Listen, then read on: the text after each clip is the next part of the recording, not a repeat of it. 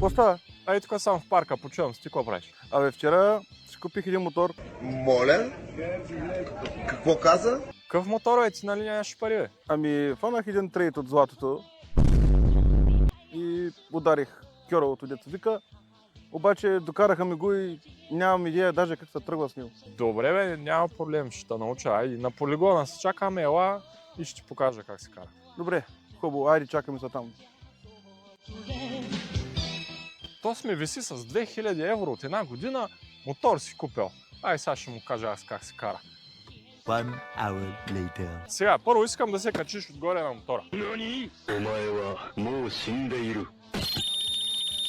Добре, Ванко, кажи ми набързо как трябва да тръгна и... Така, сега се чуем много внимателно. Натискаш съединителя до край. Натискаш първа предавка долу, един път надолу. Тук даш всичката газ, колкото можеш додолу. What is he doing? He's beginning to believe. И пускаш рязко съединителя. Добре. Значи, чакай малко, аз само ще се отдалеча малко преди да тръгнеш.